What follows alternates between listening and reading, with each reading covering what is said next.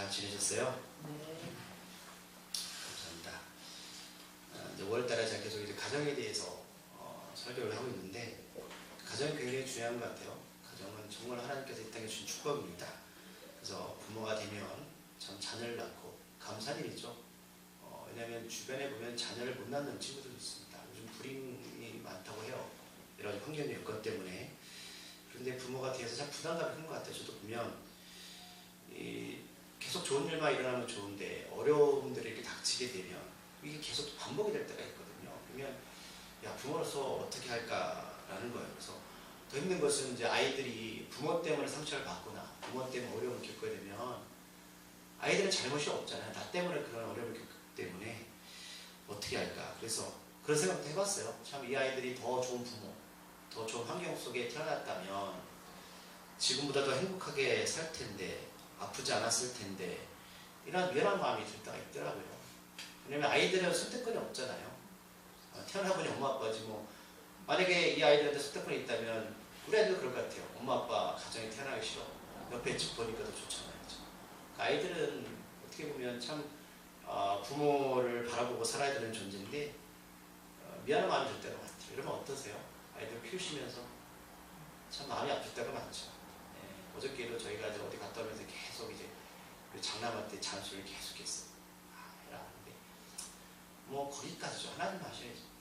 물론 부모는 잘 하라고 하는 소리지만 아이들한테 그게 상처가 될 수 있습니다. 오늘 본문에 보면 1절에 보면 누가 나오죠? 맹인이 나옵니다. 맹인이 어떤 사람이에요? 앞에 보이지 않습니다. 앞에 보이지 않습니다. 오늘 성경에 이 맹인의 이름과 나이도 없어요. 없고 보니까 이 맹인은 날 때부터 맹인입니다. 그러니까 중간 어떤 그 장애로 인해서 어려움을 겪는 게 아니고 날 때부터 맹인이었습니다. 날 때부터 한 번도 세상을 본 적이 없어요. 그런데 본다는 것은 행복한 일인데 어떤 이들은 보는 것 때문에 죄를 짓는 사람도 많습니다. 어떤 것 때문에 죄를 짓죠? 보지 말아야 될 것을 보고 다니는 거죠. 그래서 우리가 볼 때는 맹인이 안타깝긴 하지만 주님은 너희들 눈을 죄를 지면 뽑아버려봤자 설계했잖아요. 잘 보시고 다녀야 돼요. 장애들 중에 가장 힘든 장애가 뭔지 아십니까? 맹인이라고 합니다. 잘 손, 발이 없으면 그 눈이 보이면 어떻게 할 수 있을 텐데 눈이 앞이 보이지 않으면 아무것도 할 수 없는 게 맹인이라고 합니다. 이 사람은 한 번도 이 세상에 태어나서 우리들이 여러분들이 일상적으로 아름다운 것을 보고 또는 내가 보고 싶은 거 보고 하는 그런 평범한 인생을 살아본 적이 한 번도 없어요. 그럼 한번 좀 집중하셔야 돼요. 한번 생각해 보세요. 제가 이 설교를 준비하면서 우리가 그냥 문자적으로만 이해하지 마시고요. 제가 금요일날 얘기를 했어요. 오늘 신라임이 나오는데 신라임이 어떻게 생겨났고 구약 때부터 그 쭉 역사를 설명해 드렸거든요. 그러니까 여러분들 그 얘기를 알면 오늘 들으신 분들 더 이해가 빠르실 건데 제가 하나 질문 하나 던져볼게요. 여러분들 만약에 자녀가 맹인으로 태어나시면 어떠실 것 같으세요? 그거 생각해 보셨어요? 제가 설교 준비하면서 그 생각을 처음 했거든요. 생각하기 싫다. 그럼 만약에 여러분 자녀가 맹인이면 어떻게 사실 것 같으세요? 그럼 어떻게 이 사람이 맹인이 되었을까? 여러 가지 이유가 있었겠죠? 뭐 유전일 수도 있고 또는 엄마의 실수로도 그럴 수 있습니다. 아이의 잘못은 없어요. 그런데 어떤 부모가 아이를 낳으면서 나는 맹인 자식을 낳아야 돼 라는 부모가 있었습니까? 그러니까 아이가 태어나면 처음에 본다고 하죠. 손가락이 몇 개, 발가락이 몇 개 라는 거. 저도 처음에 첫 아이를 낳을 때 정말 그렇더라고요. 손가락 몇 개, 발가락이 몇 개 보게 되더라고요. 어떤 부모도 이렇게 맹인을 낳기 원하는 부모 한 명도 없습니다. 만약에 이런 아이를 낳으면 마음이 찢어집니다. 이렇게 아이를 이렇게 좀 어려운 아이를 낳으면 엄마 아빠가 평생 따라다니기 힘듭니다. 차라리 내가 아프고 힘든 게 낫지 아이들이 아픈 거 이러면 견디지 못합니다. 그게 부모의 마음이에요. 아버지의 마음. 아이들은 모를 거예요. 이 마음이 아직까지. 근데 이전에 보면 이 맹인을 바라보는 세상의 눈인데 주님하고 제자들은 보는 눈이 좀 다릅니다. 그 맹인을 보고 제자들은 주님에게 질문을 던지죠. 이전에 보면 뭐라고 질문을 던지는 장면이 나오죠. 이런 시각이요. 이 맹인이 된 것은 자신의 죄 때문입니까? 아니면 부모의 죄 때문입니까? 끔찍한 얘기 아닙니까? 근데 유대인들이 이렇게 사고방식을 갖고 있어요. 왜냐하면 죄를 우리가 성경 쭉 보지만 뭐 나병이 걸렸거나 불치병이 걸리면 다 하나님한테 저주받아서 죄를 지었기 때문에 병이 걸렸다고 생각을 합니다. 이들은 그렇게 쭉 교육을 받았는데 그래도 이렇게 말하는 것은 참 안타까운 일인데 성경에 보면 물론 여러분 그 죄를 지으면 병이 걸리긴 합니다. 그런데 모든 것이 다 그런 것은 아니죠. 바이러스에 걸려서 병이 걸릴 수 있어요. 그래서 무식하게 여러분 병 걸리면 기도해야 되겠지만 어디부터 가야 돼요? 병원부터 가세요. 바이러스에 걸려서 기도해서 나을 수도 있지만 빨리 병원 가서 주사 맞는 게 빠릅니다. 물론 성경에도 죄 때문에 그럴 수도 있지만 물론 이제 확실한 것은 이제 유대인들의 어떤 사고 방식은 이 맹인의 그 원인은 부모의 죄나 자신의 죄 때문에 그랬다고 생각하고 있습니다. 만약에 이 소리를 여러분 우리 공동체에도 가끔씩 하는 게 들려요. 여러분들 경험한 적 있을 겁니다. 부모가 잘못해서 아이가 그렇다고, 또는 어떤 사람들은 네가 기도하지 않아서 그래, 또는 네가 뭐 제대로 관리하지 않아서, 이런 식으로 몰아붙이죠. 그런데 이렇게 몰아붙이는 사람들의 특징이 뭐냐면 자신은 아무런 문제가 없다는 거예요. 그래서 또 이면에는 나는 잘하고 있어, 그러니까 나는 완벽해라는 거예요. 그렇기 때문에 상대방을 바라보면서 그렇게 정죄하기 시작합니다. 근데 차라리 세상 밖에 있는 사람들은요 궁일하게 여기는데 교회 안에 있는 사람들이 더 심해요.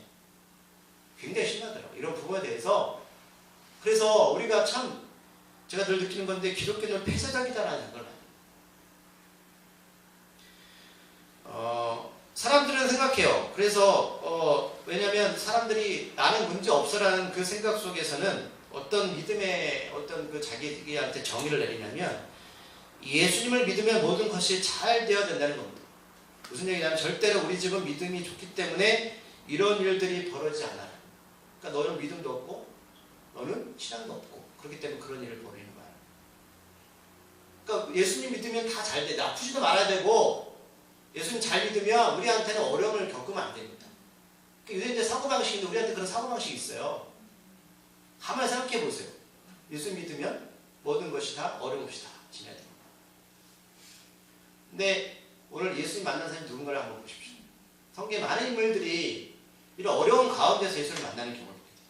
그렇다면 우리가 볼 때는 나는 그런 어려움 당하면 안 돼라고 말할지 모르겠지만 성경적인 것은 그 고통을 통해 예수를 만나는 계기가 되었다는 겁니다. 그럼 축복이 무엇일까?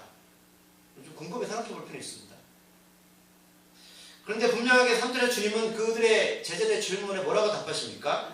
이것은 부모의 죄 때문에 그런 것이 아니다. 하나님의 일을 나타내고자 하시는 것이다. 물론 이런 말을 들었을 때에 부모 입장에서는 차라리 난 하나님의 일을 나타내고 싶어 하면 없어요. 그럴 수 있습니다. 그냥 평범하게 고통 없이 위기 없이 살고 싶습니다라고 답할 수 있습니다. 제가 그런 생각 갖고 있었어요. 저도 마찬가지입니다. 하나님의 일을 나타내시는 것은 우리 가정 말고 다른 가정에 나타냈어요. 저는 그냥 평범하게 신앙생활 하면서 하나님 잘 믿고 따를 테니 우리한테 그런 어려움 주지 마세요라고 저는 그렇게 기도하고 싶습니다. 저도 그렇습니다. 근데 여기서 하나님의 일을 나타내고자 하신다는 말을 그 헬라 원어에 보면 더 확실하게 해석하고 있는데 뭐라고 해석하고 있냐면 원어에 보면 하나님의 일을 명백하게 하다라고 해석하고 있습니다. 그러니까 하나님의 생각은 뭐냐면 이 맹인을 통해서 하나님의 일을 명백하게 드러내고 싶어 하신다는 겁니다. 명백하게 드러내고 싶다. 그렇다고 우리한테 적용을 해보면 때로는 우리가 인생을 살아가면서 여러분들 세상들 볼 때에 참 안타깝다라는 그런 생각이 드는 인생을 살아갈 수도 있습니다. 저도 그런 얘기를 많이 들어요. 어떻게 그렇게 살아? 이렇게. 그런데 그 일들이 하나님의 시각은 너를 통해서 내가 어떤 존재인지를 분명하게 명백하게 증거하고 싶어라고 말씀하신다는 것이죠. 그런데 이 부분에 대해서 우리가 어떻게 신앙적으로 받아들일 수 있을까요? 이걸 내가 어떻게 받아들일까? 여러분 하나님의 일을 나타나는 게 여러분 인생 가운데 도움이 됩니까? 물질적으로 도움이 되나요? 사람들의 시선은 어려움이 없고 문제가 없는 것이 신앙이 좋은 가정이라고 말할지 모르지만 주님은 그 어려움과 문제를 통해서 하나님의 일을 명백하게 나타내고 싶다는 생각을 갖고 계십니다. 이 얼마나 다른 시각일까? 우리들이 지금 가지고 있는 신앙의 방향이 여전히 어려움을 당하기 싫어서 내가 주님께 헌신하고 기도하고 무엇인가 한다면 그 주님의 생각과 다를 수 있습니다. 나는 너희 가정을 통해서 뭔가 좀 드러내고 싶어 라고 하시는 여러분 어떻게 받아들이실 거예요? 난 너희들 교회를 통해서 무엇인가 나의 존재를 드러내고 싶어. 그런데 사람들은 그냥 평범한 일상 가운데서 나의 존재를 인정하지 않기 때문에 남들이 볼 때는 저 가정이나 저 교회는 죄 때문에 그런 것 같아 라고 시선을 보낼지 모르겠지만 난 너희들을 통해서 나를 나타낼 거야 라고 여러분들이 말씀하신다면 어떻게 받아들이실 것 같아요? 어렵죠? 쉬운 선택은 아닙니다. 이렇게 병이 될 수도 있고요. 여러분들 짊어지는 병일 수도 있고 여러 가지 물질 어려움 또는 여러분들 가정, 아이들의 어려움이 될 수도 있습니다. 제가 오늘 설교를 준비해서 이렇게 어려웠다는 거예요. 이걸 어떻게 여러분들한테 전해드릴까? 나는 어떻게 받아들일까? 그러나 만약 이런 형편을 가진다면 누구라도 삶을 원망하고 포기하게 될 겁니다. 그럴 것 같아요. 제 자녀 중 한 명이 맹인이면 저 어떻게 할까? 저 진짜 자신 없어요. 제가 금요일에 가서 진짜 저 답이 안 나왔어요. 생각하기도 싫었습니다. 목사지만 이 일을 부모로서 받아들이는 것은 제 목숨을 버리는 것만큼 어렵다라는 생각이 좀 들었어요. 그렇기 때문에 제가 맹인을 경험한 적이 없어서 이 사람의 심정을 솔직하게 제가 다가가는 쉽지 않았어요. 부모에게는 없어요. 하지만 그 부모는 분명히 어려웠을 겁니다. 주님은 우리에게 말씀하시는 것은 날 때부터 맹인이 된 이 사람과 가정을 통해서 우리가 부모로서 어떻게 이것을 받아들이고 하나님의 마음을 이룰까라는 걸 메시지를 전해주고 있는 거예요. 그래서 저는 너무 깊게 감정을 여기 입하고 싶지 않아요. 그래서 너무 슬퍼서 오늘 길을 지나가실 때 맹인을 만났는데 이때 오늘 말씀에 14절에 보니까 어떤 때입니까? 안식일입니다. 안식일은 병을 고치는 건 안 돼요. 아무것도 하지 않아요. 그러면 안 돼요. 안식일 주인이 누구시죠? 예수님, 하나님이십니다. 근데 사람들은 안식일을 예수님이 일을 해가시니 그걸 어떻게요? 비판하잖아요. 웃긴 일이죠. 주님은 자신의 날에 자신을 행하시는 것 뿐입니다. 그런데 오늘 유대인들은 계속 어떤 생각을 품고 있냐면 하나님과의 관계의 본질을 읽지 못하고 형식이 얽매였어요. 여러분 거기서 벗어나시죠. 형식적인 신앙에서 벗어나시죠. 내가 강조하지만 난 주일날 교회 가야 돼. 감사한 일이죠. 왜 예배를 드립니까? 부분에서부터 시작해서 그럼 내가 6일 동안 어떻게 살아갈 것인가? 이 부분을 더 배우셔야 됩니다. 예배를 드린다는 것은 그 안에서 주님을 만나는 진정성에서 됩니다. 그래서 예배를 드렸다, 끝났다, 형식이 아니라 이거 아주 위험한 생각입니다. 이 날 때부터 맹인이 된 사람은 8절에 보니까 어떻게 생활했습니까?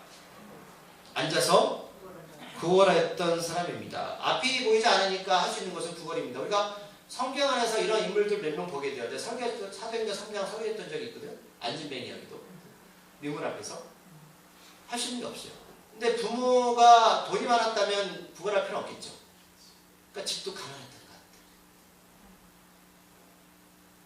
앞에서 말씀드렸지만 유대인들의 생각은 죄로 인해서 맹인이 되었기에 상대도 하지 않고 어떤 이들은 기록에 보면 돌까지 던집니다. 왜? 너는 하나님한테 저주받았어. 쉽게 맹인이고 구걸한다고 한마디로 표현하기엔 한 사람으로 살았던 인생이 얼마나 비참하고 힘들었는지 볼 수 있습니다. 그래서 오늘 주님이 이 맹인을 치료할 때에 이 과정이 굉장히 중요합니다. 여러분들 우리가 이 사람의 삶을 좀 보셔야 돼요. 부모도 돈이 없습니다. 가난합니다. 평생에 맹인입니다. 할 수 있는 건 구걸입니다. 사람들한테 멸시당합니다.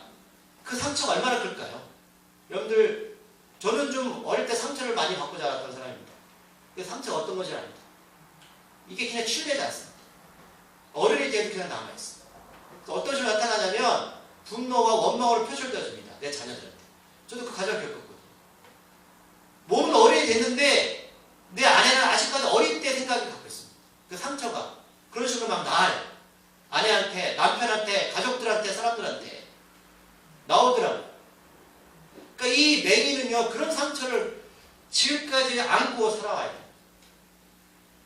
이게 기도한다고 풀릴까요? 교회 다닌다고 풀릴까요?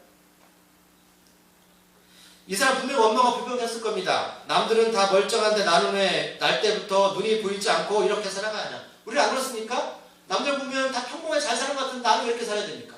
그럼 그렇게 안 살아셨어요? 저는 그런 원망했습니다.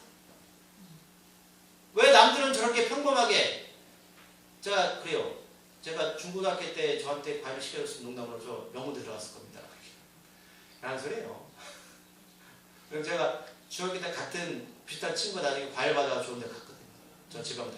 이런 원망들, 난 머리 좋은데 안 시켰다는 거죠. 말대로 하는 거죠. 분명히 이 아이 맹인한테 부모가 있었을 텐데 그럼 이 맹인의 부모는 어떻게 이 아이를 어릴 때부터 유로하고 키웠을까라는 생각을 해봤고요. 여러 가지 생각이 복합적으로 들었습니다. 근데 우리가 여러분 이런 아이가 있다면 보세요. 내가 자녀가 맹인이면 어릴 때부터 키워야 돼. 하나님이 하실 거야. 도우실 거야. 너를 사랑한다. 분명히 좋은 날이 올 거야. 위로가 될까요? 그렇게 되지 않습니다. 여러분 그렇게 위로하려고 하지 마세요. 제가 그랬잖아요. 여러분 공동체 안에 어려움이 있잖아요. 쉽게 위로하려고 하지 마세요. 위로 전혀 안 됩니다. 그냥 보세요. 기도해 주세요. 그냥 같이 아파하세요. 우리가 말이 필요 없어. 그 말로 위로되는 게 아니에요. 우리가 교회 안에 들어오면 모든 교회들이 다 정상적인 아이들 또는 어른들을 대상으로 설교합니다. 그 말씀, 가르침, 하나님을 사랑해 도우실 거야. 저도 그렇지만 하지만 우리 주변에 보지 못하거나 말도 못하는 아이들이 있다면 그 아이들에게 이렇게 얘기하면 그 아이들이 힘이 될 수 있을까? 라는 생각해봤습니다.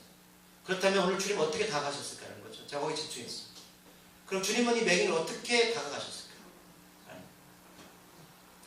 1절 후반절을 보면 우리가 보았지만 주님은 먼저 길을 가시다가 맹인된 사람을 보십니다. 항상 주님은 그러세요. 어떤 한 사람에 집중하십니다. 많은 인물들이 나오죠. 여러분 신앙을 보시면 공간복음 보시면 하루는 항상 어떤 한 사람한테 집중하십니다. 근데 본다고 이게 해결됩니까? 그럼 주님 여러분을 본다고 이게 해결되나요? 그게 뭐요? 보는 게 뭐? 아마 이 맹인은 주님뿐만 아니라 수많은 사람들이 이 사람을 보았을 겁니다. 그렇죠? 그러면 주님이 바라보는 시선과 사람들이 보는 시선은 무엇이 다릅니까? 근데 달랐습니다. 우리는 어떤 대상을 향해서 보긴 하지만 주님이 보는 것과 다릅니다. 하나님이 우리들한테 그 마음을 전해주는 겁니다. 자, 앞에서 나누었지만 사람들은 맹인이 이 어려움을 당하는 것을 무엇 때문에 그렇다? 죄 때문에 그렇다. 부모의 죄는 너의 죄 때문에 그런 거야. 너의 실수 때문에. 하지만 주님은 분명히 하나님이 하시는 일로 보았다. 이게 시각의 차이입니다. 다릅니다. 분명히 다릅니다. 여러분 그렇게 바라보시면 돼요. 하나님께서 하실 것. 하나님의 일을 나타내실 것. 출발점이 다르고요. 자, 여러 가지 아픔을 겪는 사람들이 우리 주위에 있습니다. 그런데 가만히 보니 저도 그들을 볼 때마다 원인만 찾고 있었던 것 같아요. 무엇을 잘못해서 그렇게 사는 거야? 열심히 하지 않아서 교회를 넣어서 물론 그런 경우도 있습니다. 하지만 주님은 잘못을 그 사람한테 찾기 전에 하나님이 그들을 통해 일하실 것을 먼저 찾으셨다는 거예요. 우리 지난주에 요셉을 잃어버린 아버지 야곱이 어땠을까라는 생각을 안 했죠? 그건 죽고 싶었어요. 가장 사랑했던 자녀였습니다. 죽은 줄 알았잖아요. 요셉이 애굽에 팔려간 것은 그가 형들 앞에서 교만했고 또한 그의 아버지 야곱이 나머지 10명의 자식들보다 그를 더 편했기 때문에 그런 어려움을 당한 거죠. 그러니까 화가 나도록 그가 만든 겁니다. 잘못한 일입니다. 하지만 그런 상황 가운데서도 하나님은 요셉을 통해 이 말씀하신 거예요. 하나님의 명백한 일들을 요셉을 통해 생각하셨습니다. 비슷한 상황이죠.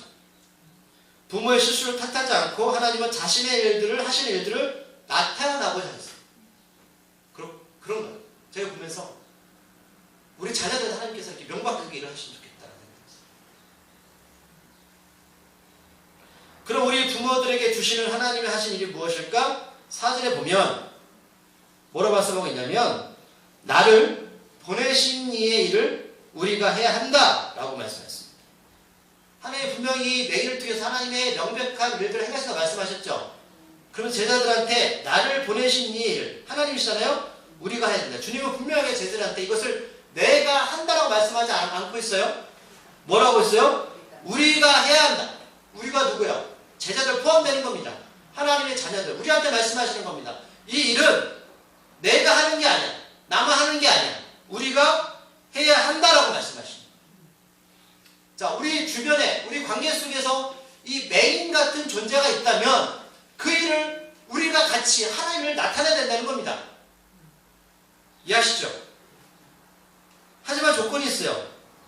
하나님의 일은 밤에는 할 수 없습니다. 자, 밤에는 아무 일도 할 수 없고 그러면서 우리들은 낮과 밤을 그럼 어떻게 나눌 수 있죠? 여러분, 낮과 밤을 어떻게 나눌 수 있습니까? 차이가 뭐예요? 어떤 게 낮이고 어떤 게 밤입니까?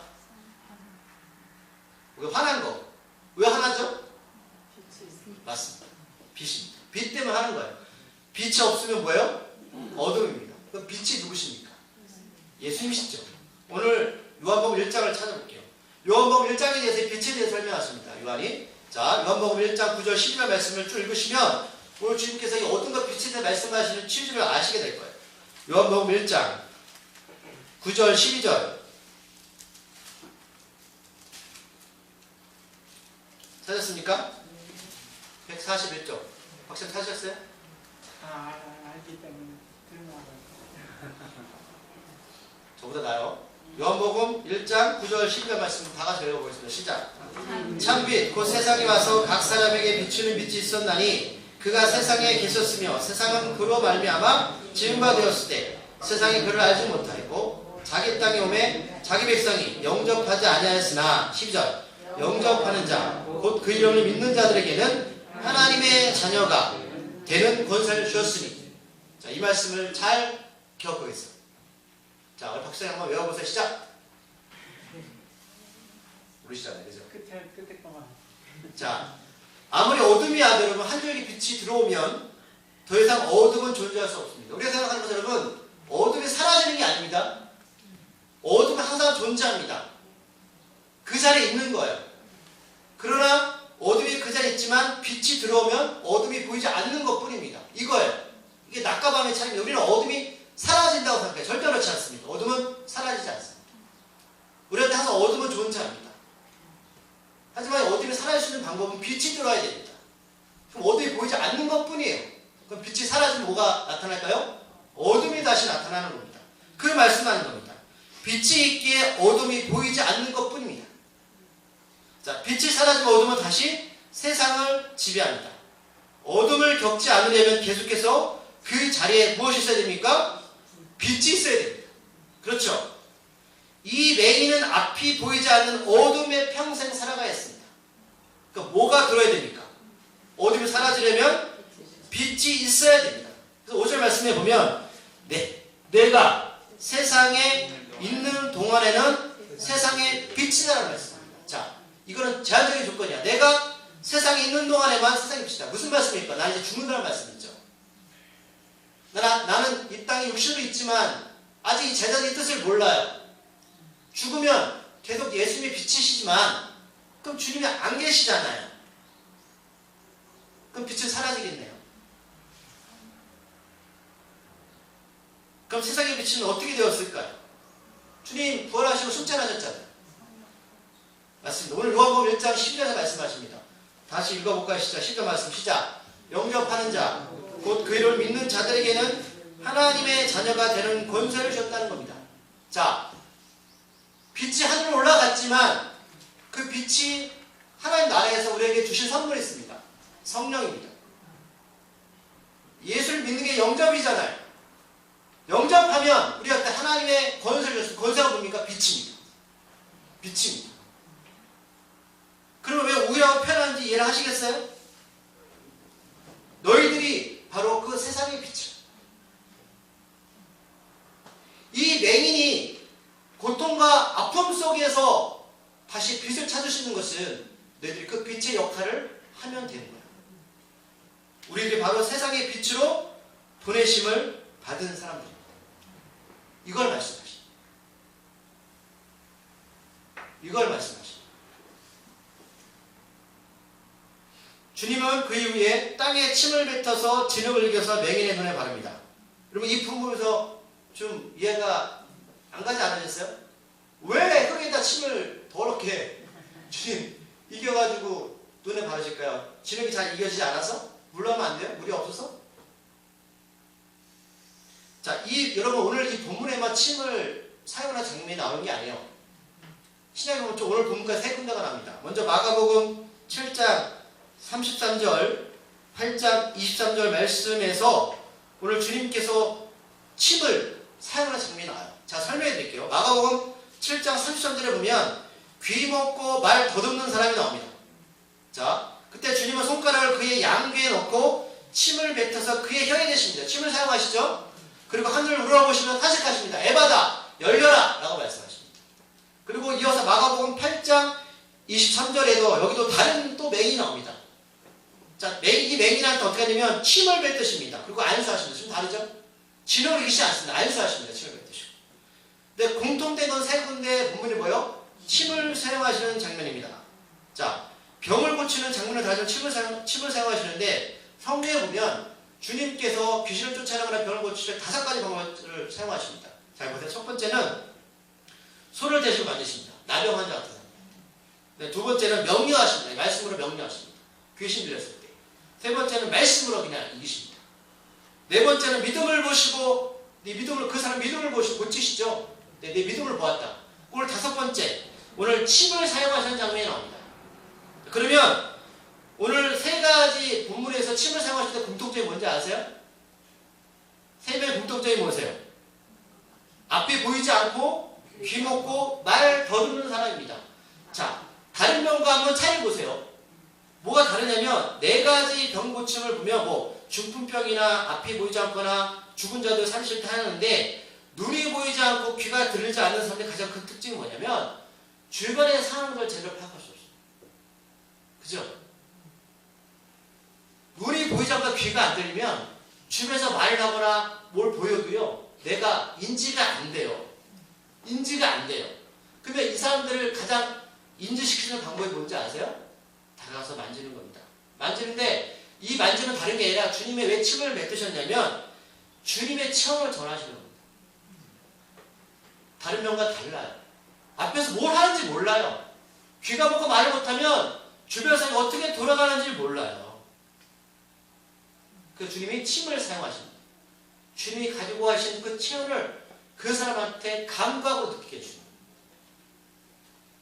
오늘 지능을 사용했던 어떤 성경학자들은 우리가 흙으로 만들어졌기 때문에 지능을 사용했다 말씀하시는 경우도 있습니다. 오늘 말씀 보세요.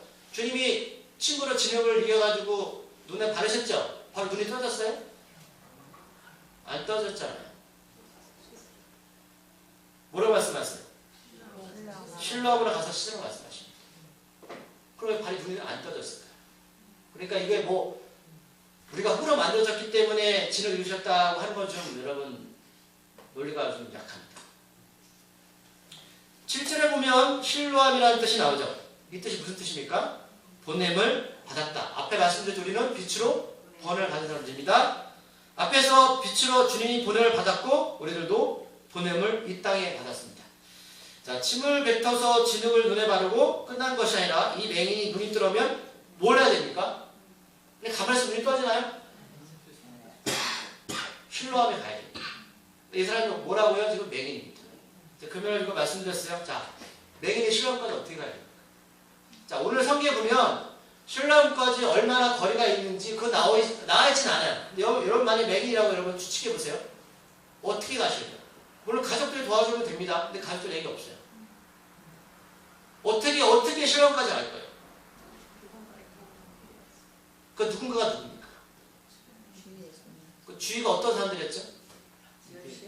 멸시하고 돌 던지는 사람들이었어요. 왜 주님 이렇게 하셨을까? 단순하게 말씀에 순종하라? 틀린 게 아닙니다. 자존심 상하네. 제가 처음 말씀드린 이 사람은 수십 년 동안 상처받은 사람입니다. 아픔이 커요. 사회적 관계에서 벗어난 사람입니다. 그럼 이 사람이 유대인들에 가가지고 말을 거는 게 쉬울까요? 가서 도움을 청하는 게 쉬울까요? 아마 퇴짜도 받았을 겁니다. 하지만 이 사람이 병이 나으려면 어떻게 돼요? 눈이 뜨려면 실로암까지 찾아가려면 무조건 물어보거나 그들과 관계를 맺어야 됩니다. 그걸 보셔야 돼요. 믿음이 여러분 용기입니다. 주님이 바로 고쳐주지 않는 이유가 있습니다. 주님은 그에게 단순히 육적인 눈을 뜨라고 하는 것도 감사한 일이지만 더 깊게 들어가시는 겁니다. 네가 지금 상처받고 아팠던 것들을 담대하게 사는 관계 속에서 치료받아야 됩니다. 어디서 알 수 있냐면 이 사람이 병 고침을 받았어요. 눈이 떠졌죠? 떠졌는데 재밌는 사실이 있어요. 자, 사람들이 그 사람 보면서 어떤 현상을 유대인들이 어떻게 반응하죠? 성경 보면 자, 8절 9절에 보면 이렇게 얘기해요. 야, 그 사람 앉아서 구걸하는 사람이냐? 그리고 9절에 보면 어떤 사람은 또 그 사람이라고 말하고 어떤 사람은 그와 비슷하다. 놀라운 거예요. 분명히 저 사람은 구원하는 사람인데 은혜 안 보이는 사람이니까 기가 민 거예요. 근데 9절 후반절에서 이 사람이 고백이 참 너무 감사한 거예요. 너무 담담합니다. 뭐라고 얘기해요? 9절 후반절에서 자기 말은 내가 그다. 자기 말로 그 유대인들한테 내가 그다라고 말해요. 여러분 이게 쉬운 고백이 아닙니다. 많은 사람들이 여러분 가난하거나 힘들게 살다가 병 고침받거나 잘 살게 되면요 과거를 잊으려고 합니다. 이 사람은 이거를 벗어났어요. 그럼 어떻게 벗어났을까? 병 고침 자체만 벗어났을 그게 아니에요. 그 과정까지 하나님께서 그를 담대하게 만드신 겁니다. 전에는 피했어요. 전에는 그냥 자기가 그렇게 사는 줄 알았어요. 근데 그 신랑까지 가는 목표가 생겼고 사람들 만나면서 제가 볼 때 이 사람이 취합을 하는 겁니다. 사람들 앞에서 담대하게 했지만 내가 그 거렁뱅이야. 내가 그 맹인이었어. 제가 금요일에 그 얘기했어요. 목사는 신비주의가 있어야 되거든요. 뭔가 영적으로 있어야 되거든요. 근데 저는 속이지 않습니다. 속인다기보다도 저는 숨기는 게 없어요. 숨길 것이 없습니다. 제가 다 얘기하잖아요. 전 부끄럽지 않습니다. 여러분들 이게 바로 하나님께서 이 사람의 자존감을 높이시는 겁니다. 여러분 지금까지 살아오시면서 가난했다, 또는 가정에 문제가 있다, 또는 그런 부분들 알아요. 숨기고 싶고 또는 말하고 싶지 않은 마음이 있는 거 알아요. 하지만 하나님은요 우리에게 말씀하시는 거예요. 네가 믿음으로 그것을 극복하지 못하면 아무리 눈 뜨는 그것 자체만 그것만 너는 변화되지가 않아. 취해되지가 않아.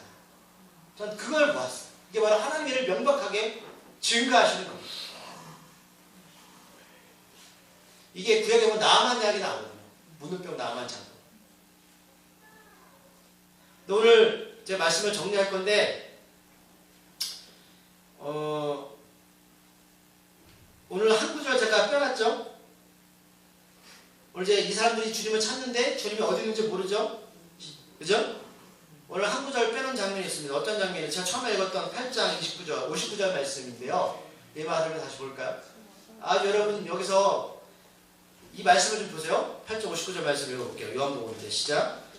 그들이 돌을 들어 치아건을 예수께서 숨어서 성전에서 나가시나. 어떤 장면이냐면 오늘 이제 맹인을 만나기 전에 바로 장면입니다. 예수님이 자기가 유대인들한테 얘기하는 거 나는 아브라함 전부터 있었다. 그랬더니 유대인들이 그래요. 너 50살도 먹지 않았는데 아브라함 수천 년의 사람이잖아요. 네가 어디 말 되는 소리 하냐. 그쵸? 그래도 만약에 나는 당신보다 5대도 하루 전에 있었습니다. 믿으십니까? 예수는 창세전부터 있었다고 말씀하시는 거예요. 근데 유대인들은 말도 안 되는 얘기예요. 그 성전 안에서 예수님을 돌로 쳐 죽이려고 했어요. 예수님이 어떻게 피하시는지 아십니까? 숨어서 피합니다. 예수님이 누구십니까? 하나님이십니다. 예수님 죽은 자를 살리셨어요. 오늘도 맹인을 눈뜨게 하시죠? 전능하신 분입니다. 그런데 숨어서 피합니다. 제가 59절 보면서 무슨 생각인지 아세요? 하나님은 한 번도 자신을 일한 적이 없어요. 숨어요. 하나님이 숨어요. 하나님을 숨는다 여러분. 별 느낌이 없어요? 사람들이 두려워서 하나님이 숨어요.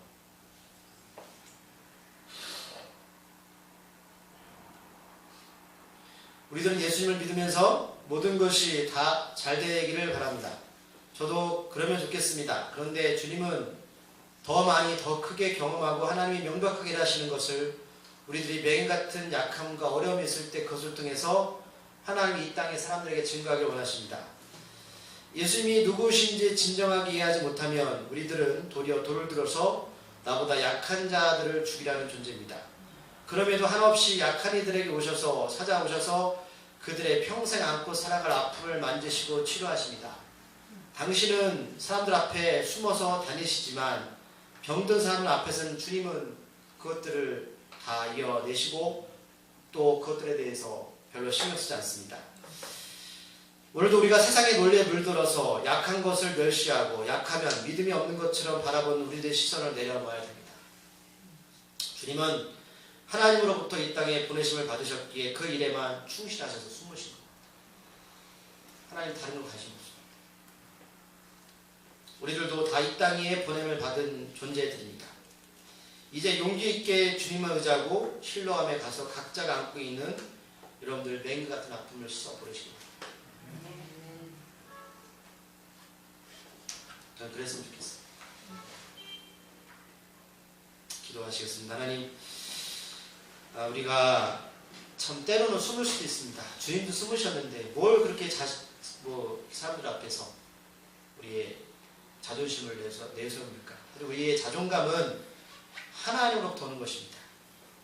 쓸데없는 우리의 어떤 그 마음에 있는 상처나 아픔이나 그런 것들 내려놓게 하시고 하나님 주시는 자존감을 높이게 하여 주시옵소서. 하나님, 우리의 부끄러움을 주님 앞에 다 고백합니다.